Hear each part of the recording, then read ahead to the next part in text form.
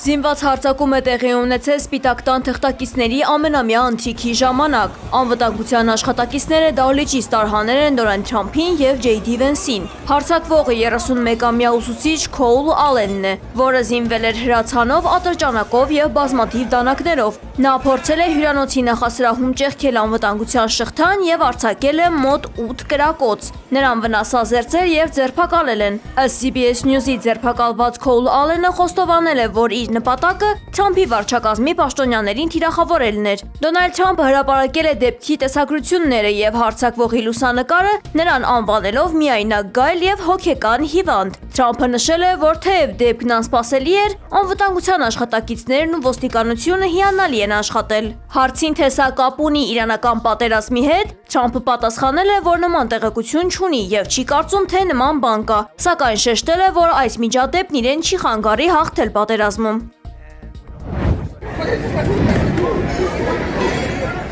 Սպիտակ տան մամուլի քարտուղար Քերոլայն Լևիթը Դոնալդ Թրամփի ելույթից ժամեր առաջ լրագրողների հետ զրույցում անսպասելի զուգադիպությամբ հայտարարություն է արել։ Donald J. Trump. It'll be funny, it'll be entertaining. Նկարագրելով սպասվող միջոցառումը նա օգտագործել է փոխաբերական արտահայտություններ, որոնք հետագա գրակոչների ֆոնին այլ երանգ են ստացել։ Այս ելույթը զվարճալի է լինելու և հետաքրքիր։ Կարելի է ասել դահլիճում գրակոչներ են լսվելու, այնպես որ բոլորը պետք է միանան, նշել է Լևիթը։ Թեև մամուլի քարտուղարը նկատի է ունեցել Թրամփի ելույթի բուռն ու էմոցիոնալ բնույթը, նրա խոսքերը համացանցում որակվել են որպես ակամա մարգարեություն, քանի որ կարճ ժամանակ անց հավաքի ընթացքում հնչել են իրական կրակոցներ։ Ladies and gentlemen, the 45th and 47th President of the United States, Donald J. Trump, and First Lady Melania Trump. Վաշինգտոնում տեղի ունեցած հրաձգությունը հենց այն նույն Հիլթոն հյուրանոցում է եղել, որտեղ 1981 թվականին մահափորձ էր կատարվել ԱՄՆ նախագահ Ռոնալդ Ռեյգանի դեմ։ Ջոն Հինքլի կրտսերը կրակել էր նախագահի ուղղությամբ, ինչի հետևանքով Ռեյգանը ծանր վիրավորվել էր։ Հյուրանոցի պատին մինչև այժմ պահպանվում է այդ պատմական միջադեպի մասին հիշեցնող հուշատախտակը։ Անօդաչու թռչող սարքերը հարձակվել են Ռուսաստանի Յարոսլավլի նավթավերամշակման գործարանի վրա։ Այն դաշնության խոշորագույններից մեկն է։ Մի շարք պայթյուններից հետո գործարանի տարածքում հզոր հրդեհ է բռնկվել։ Ըստ երկրի պաշտպանության նախարարության, 2 ժամվա ընթացքում ոչնչացվել է մոտ 49 ուկրաինական ԱԹՍ։ Հարձակումներ տեղի են ունեցել նաև Ղրիմի և Սև ծովի ջրային տարածքի վրա։ Իրանի նախագահ Մասուդ Փեզեշքյանը հայտարարել է, որ ԱՄՆ-ի ճշմարտ քաղաքականությունը հակասում է Իրանի հետ երկխոսություն սկսելու Վաշինգտոնի հայտարարություններին։ Նրա խոսքով այս հակասությունը խորացնում է անվստահությունը ԱՄՆ-ի նկատմամբ, իսկ ճշտամական գործողությունները, այդ թվում ծովային շրջափակումը, խոչընդոտում են բանակցություններին։ Փեզեշքյանը շեշտել է, որ Իրանը չի մասնակցի եռակողմ հանդիպումներին, եթե դրանք անցկացվեն ճնշման և սպառնալիքների պայմաններում։ Իրանում իշխանությունները ներկայացրել են խորհրդանշական մի պատ, որի վրա պատկերված են ԱՄՆ-իսրայելական զինված ուժերի սպանած բարձրաստիճան առաջնորդները։ Պատին նաև Մոջթաբա Խամենեիի պատկերն է, ինչը անորոշություն է ստեղծում նրա ողջ լինելու վերաբերյալ։ Նա ընտրվելուց ի վեր դուրս չի եկել հանրության առջև և չի խոսել։ Ըստ Financial Times-ի ԱՄՆ պետքարտուղար Մարկո Ռուբիոն չի ընդգրկվել ամերիկյան պատվիրակության կազմում Իսլամաբադ կատարած այցերի ընթացքում, քանի որ խուսափում է Իրանի հետ հնարավոր հակամարտության բացասական հետևանքների հետ ասոցացվելուց։ Ռազմական ուղղությամբ ԱՄՆ կենտրոնական հրամանատարությունը հայտարարել է, որ ամերիկյան ուժերը կալանել են ևս մեկ նավ, որը ըստ նրանց պատկանում է Իրանին և ընդգրկված է ԱՄՆ ֆինանսների նախարարության պատժամիջոցների ցանկում։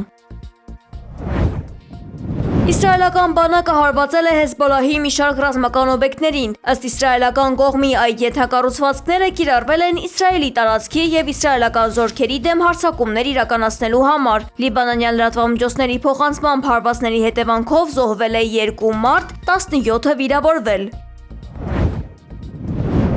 Իրանի արտգործնախարար Աբբաս Արաղչին Մասկատում հանդիպել է Օմանի սուլթան Հայթամ բին Թարիքի հետ։ Նրանք քննարկել են տարածաշրջանային զարգացումներն ու ճգնաժամի լուծման դիվանագիտական ուղիները։ Հանդիպման ընթացքում Արաղչին բարձր է գնահատել Օմանի միջնորդական դերը եւ աջակցությունը տարածաշրջանային անվտանգությանն ու երկխոսությանը։ Սուլթանը նշել է, որ խնդիրների լուծման հարցում առաջնահերթությունը պետք է տալ դիվանագիտությանը, ինչը հնարավորություն կտա հասնել քաղաքական կայուն լուծումների եւ ամրապնդել խաղաղության հիմքերը։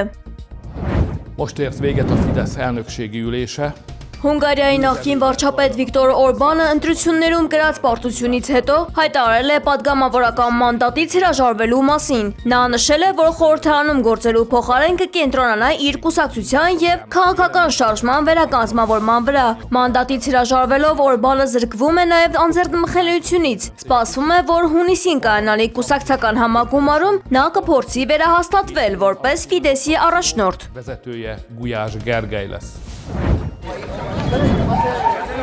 Կոլումբիայի Կուակա նահանգում ուղևորատար ավտոբուսի դեմ իրականացված ահաբեկչական հարձակման հետևանքով զոհվել է 14, վիրավորվել ավելի քան 38 մարդ։ Հանցագործները պայթուցիկով լի բալոն են նետել մայրուղով անցնող մեքենաների ուղղությամբ։ Դրանք ամբողջությամբ ջախջախվել են։ Երկրի նախագահ Գուստավո Պետրոն դատապարտել է կատարվածը եւ հրահանգել է սկսել հանցագործների հետապնդում։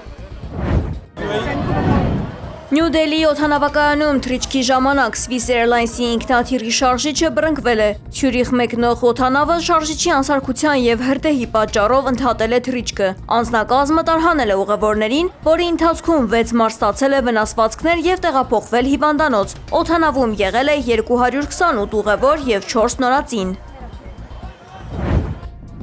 Վրաստանի Բաթումի քաղաքում ընթացող ծանրամարտի Եվրոպայի առաջնությունում Հայաստանը նվաճեց երկրորդ ոսկե մեդալը։ Տղամարդկանց 110 կիլոգրամ քաշային կարգում հին աշխարհամասի չեմպիոնը կրկին Գարիկ Կարապետյանն է։ Այս ոսկին Եվրոպայում Գարիկի համար արդեն երրորդն է։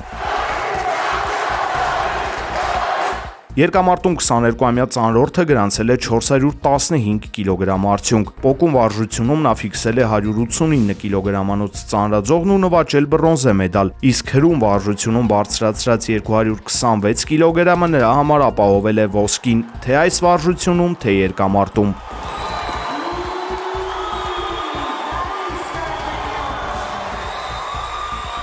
Ամեն փոքր մեդալ ինձ համար շատ մեծ կարևորություն ունի։ Սկսած Հայաստանի առաջնության մեդալից մինչև աշխարհի առաջնության մեդալ, դες մեդալները այնքան նշանակություն ունի, որ ծանր փուլում կարողանում ենք մեր այս մեդալներով դեռոշ բարձրացնելով ուրախություն պարգևել մեր հայ ազգին։ Նույն քաշային կարգում ելույթ ունեցավ նաև Սիմոն Մարտիրոսյանը, Եվրոպայի եւ աշխարհի կրկնակի չեմպիոնը երկամարտի 389 կիլոգրամով զբաղեցրեց միայն 6-րդ տեղը։